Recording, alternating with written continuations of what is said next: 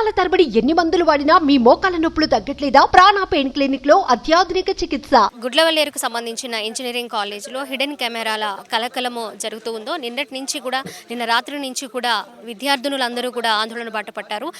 దగ్గర 300 నుంచి 350 వరకు వీడియోలు బయటకు వెళ్లాయనే ఆరోపణలతోటి వాళ్ళందరూ కూడా భయాందోళనకు గురవుతున్నారు. కాలేజ్ యాజమాన్యం ఖచ్చితంగా స్పందించి ఈ విషయం మీద మాకు న్యాయం జరగాలి, మాకు భయం వేస్తుంది అనే విషయాన్ని కూడా తెలియజేసినా కూడా ఎలాంటి స్పందన లేకపోవడంతో వాళ్ళు ఇలాగే కంటిన్యూ చేస్తూ ఉన్నారు ఆందోళన. కొంతసేపటి క్రితమే మంత్రి బృందం కూడా విచ్చేసి మరి విద్యార్థినులతో మాట్లాడడం కూడా జరిగింది. వాళ్ళకు కొంత భరోసా కల్పించడము, కొంత టీంని ఇక్కడ అరేంజ్ చేసి ఆ టీం ద్వారా నిజ నిర్ధారణ తెలుసుకొని వీడియోలు అయితే రిలీజ్ అయినాయా లేదా, లేక అసలు మెయిన్ ఆ కెమెరాలు అనేవి ఉన్నాయా లేదా అనే విషయాన్ని కూడా విచారణ చేసి వాళ్ళకి ఒక క్లారిటీ అయితే ఇస్తాము అని మంత్రి కొల్లు రవీంద్ర గారు కూడా వాళ్ళకి భరోసా ఇవ్వడం కూడా జరిగింది. ఇక్కడ కొంతమంది ఆడవాళ్ళు ఉన్నారు, వాళ్ళతో మాట్లాడదాము. అమ్మ చెప్పండి, మీకు అసలు విషయం ఎప్పుడు తెలిసింది? స్టూడెంట్స్ ఎప్పుడు మీకు సమాచారం అందించారు? స్టూడెంట్స్ కాదు మేడం, నాకు మార్నింగే నాకు గ్రూప్లో మెసేజ్ వచ్చింది.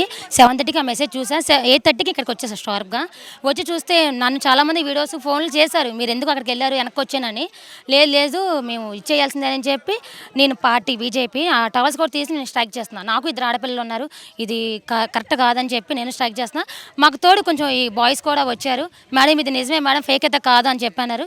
సరే నిజమే కాబట్టి మేమేవన్నీ గ్యాదర్ చేయలేదు. సో వాళ్ళే వచ్చారు, మా అనుకుని వాళ్ళు సపోర్ట్ చేశారు. వాళ్ళ దాకా ఇక్కడ దాకా వచ్చాము మేము కూడా. ఈ మహిళలు చెప్పడం వల్ల అక్క 300 పైగానే ఉన్నాయి వీడియోస్, 300 పైగానే తీశారు, మమ్మల్ని ఇబ్బందులు పెడుతున్నారు. 1 వీక్ నుంచి చాలా టార్చర్ చేస్తారు. నైట్ 9:30కి తెలిసింది అక్క మాకు. అడిగితే ఏంటని అడిగితే మమ్మల్ని కొట్టారు. ఎవరైతే ఉన్నారో వాళ్ళు కొట్టారక్క, ఇది మాకు వాళ్ళకి స్టూడెంట్స్కి ఫుడ్ కానివ్వండి, బయటికి వాష్రూమ్కి వెళ్ళడానికి కనుక ఎలాంటి పర్మిషన్స్ లేకుండా వాళ్ళని లాక్ చేశారనే విషయం కూడా బయటకు వస్తుంది. దీనిలో నిజమేంటండి? నిజమే మేడం, అది నిన్నటి నుంచి కూడా బయటికి రానివ్వాల, ఫుడ్ అనేది లేదు వాళ్ళకి. ఎవరైతే తప్పు చేశారో వాళ్ళు సప్లై చేస్తున్నారు, వాళ్ళకి వాటర్ అయినా ఫుడ్ అయినా సప్లై చేస్తున్నారు. వీళ్ళకి సప్లై లేదు, వీళ్ళకి తినడానికి కానీ ఏమి కానీ లేదు. వీళ్ళు ఏంటంటే వాళ్ళు ఎక్కడికి వెళ్ళకుండా ఉండాలని వీళ్ళు కాపలా కాసుకుంటూ చూస్తున్నారు.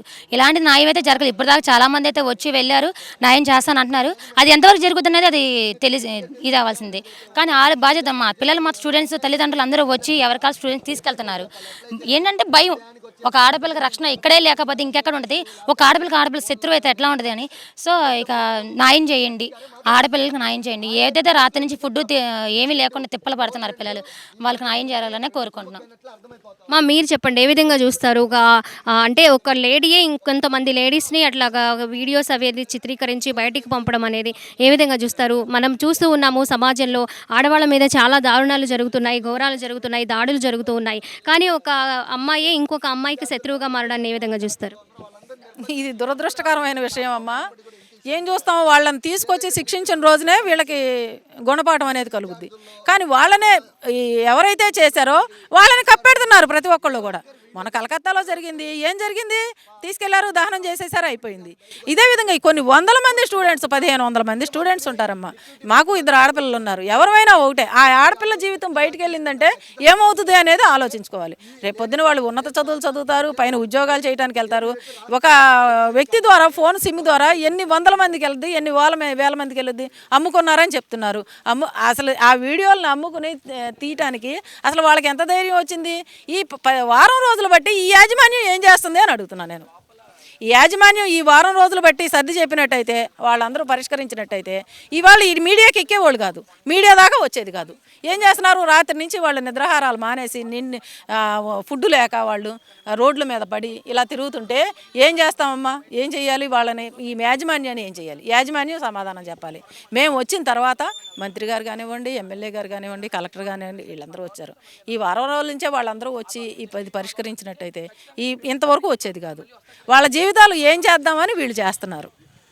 ఏదైతే 4th ఇయర్కి సంబంధించిన విజయ్ అనే వ్యక్తి, అలాగే అతని గర్ల్ ఫ్రెండ్ తన ద్వారానే ఈ విషయం అంతా ఇలా స్ప్రెడ్ అవ్వడము, వాళ్ళే కెమెరాలు ఫిట్ చేయడం, ఇవన్నీ జరిగినాయి అని అంటున్నారు. వాళ్ళ వెనక ఎవరున్నారు అనుకుంటున్నారు? ఎవరు చేయించారు అనుకుంటున్నారు? మీ ఉద్దేశం ఏంటి? వాళ్ళ వెనకాల ఎవరుంటారండి? ఇంకా పెద్ద వాళ్ళే ఉంటారు, ఇంకెవరుంటారు? మనం వాళ్ళ పేర్లేమో మనకు తెలియదు. వాళ్ళ హస్తాలు ఉండబట్టే వీళ్ళు ఇలా చేస్తారు. ఎవరి హస్తం లేకుండా పిల్లలు అంత డేర్ చేసి బయటికి రావడం అంటే రారు. సార్ మీరు చెప్పండి, మీరేమనుకుంటున్నారు? అంటే ఎంత ఎంతమంది స్టూడెంట్స్ రోడ్డు మీదకి వచ్చి తిండి కానీ వాళ్ళు వాష్రూమ్కి వెళ్ళడానికి కానీ అవకాశం లేకుండా నైట్ నుంచి కూడా ఇలాంటి ఆందోళన చేస్తూ ఉన్నారు. వాళ్ళకు ఒక భయం అనేది కనిపిస్తుంది, మేము బయటికి రావాలన్నా లేకపోతే ఇప్పుడు వాష్రూమ్కి వెళ్ళాలన్నా భయంగానే ఉంది అని చెప్తూ ఉన్నారు వాళ్ళు. మీరు దీన్ని ఏ విధంగా చూస్తారు?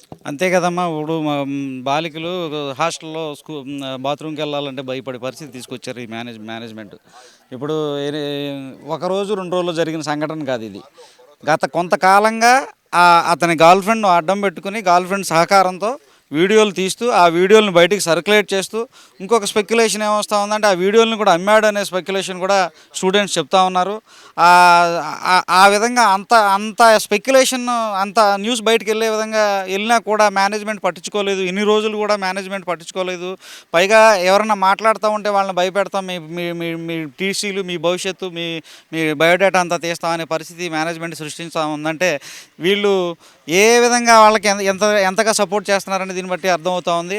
ఆ విజయ్ అనే కుర్రోడిని కానీ ఇప్పుడు ఆ అమ్మాయిని కానీ అతనికి సపోర్ట్ చేసిన అమ్మాయిని కానీ తీసుకెళ్ళి లోపలికి సపర్యలు చేస్తూ ఉన్నారు. కానీ లోపలికి సపర్యలు చేసి వాళ్ళకి మంచిగా మర్యాద ఇచ్చి వాళ్ళని సెక్యూర్ చేస్తున్నారు తప్ప వీళ్ళకి మేము వీడియో తీసిన ప్రూఫ్స్ కూడా మేము ఎక్కడ కూడా బయట పెట్టాల్సిన అవసరం లేదు అనే విధంగా మేనేజ్మెంట్ పిల్లల్ని భయభ్రాంతులకు గురి చేసే విధంగా ప్రవర్తిస్తూ ఉన్నారు. ఇది మనకి భారతదేశంలో ఇంతకుముందు ఎన్నో సంఘటనలు జరిగినాయి. దీనివల్ల నిర్భయ అనే ఒక చట్టం తీసుకురావడం జరిగింది. ఇప్పుడు వెస్ట్ బెంగాల్లో చూసాం మొన్న, ఇప్పుడు ఇక్కడ చూస్తున్నాము. 300 వీడియోలు బయటకు వెళ్తూ ఉన్నాయంటే ఆ వీడియోలు బయటకు వెళ్ళే వరకు అది వీడియో మళ్ళీ యూట్యూబ్లోకి వెళ్ళే వరకు సర్క్యులేట్ అయ్యే వరకు మేనేజ్మెంట్ ఏం చేస్తూ ఉంది?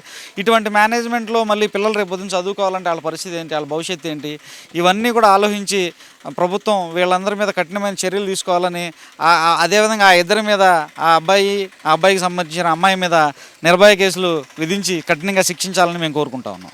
మీరు చెప్పండి. మీరు ఇప్పుడు ఇవాళ పొద్దు నుంచి ఇక్కడ కూడా జరుగుతున్నటువంటి ఈ పరిణామం చాలా దురదృష్టకరం. ఒక రకంగా చెప్పుకుంటా కూడా సిగ్గుపడాలి మానవులుగా. మనం ప్రతి చోట అక్కడ జరుగుతుంది ఇక్కడ జరుగుతుందని మొన్నటిదాకా టీవీలో చూసాం. ఇప్పుడు ప్రత్యక్షంగా మన ఇళ్ళ దగ్గరే మనకి దగ్గరలో ఉన్నటువంటి ప్రాంతంలో జరగడం చాలా బాధాకరణం. ఇటువంటి సంఘటనలు మళ్ళీ రిపీట్ అవ్వకుండా స్పెషల్గా ఈ ఎడ్యుకేషన్ మీద ఒక స్పెషల్ చట్టం అనేది కంపల్సరీగా గవర్నమెంట్ చేసి ఒక పద్ధతిని తీసుకురావాలని నేనైతే కోరుకుంటున్నాను మేడం.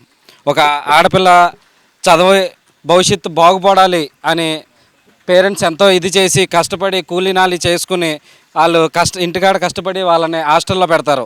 అలాంటి హాస్టల్లో ఇలాంటి సంఘటనలు జరుగుతున్నాయి అంటే చెప్పుకోవాలంటే ఫస్ట్ ఆఫ్ ఆల్ మనం సిగ్గుపడాలి. మనకి సిగ్గు అనేది ఉంటే ఇలాంటి సంఘటన మళ్ళీ రిపీట్ అవ్వకుండా దాన్ని స్పెషల్గా తీసుకొని ఈ యొక్క సంఘటనని మనం కంపల్సరిగా ముందుకి ఇటువంటి రిపీట్ అవ్వకుండా జరగాలని నేనైతే కోరుకుంటాను.